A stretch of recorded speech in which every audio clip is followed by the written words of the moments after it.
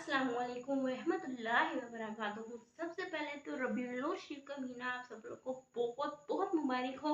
अब कुछ लोग होते हैं वो कहते हैं कि नहीं, इस महीने में खुशियाँ नहीं मनानी चाहिए। इस महीने में खुशियाँ आप लोग क्यों मनाते हैं? इसको महीने में खुशियाँ मनाने का कोई जवाब ही पैदा नहीं होता है।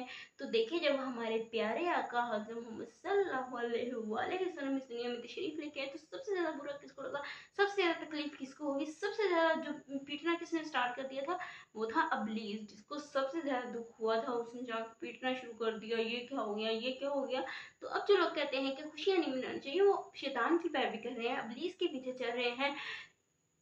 निसार तेरी चहल पहल पर हजारों ईदे रबीउल अव्वल, सवाए अबलीस के जहां में सभी तो खुशियां मना रहे हैं। और जो अब नहीं ईद मनाता, जो नहीं मनाता, वो अबलीस के पैरवी कर रहा है। और जो खुशियां मनाता है वो अहले सुन्नत है, वो हमारे प्यारे आका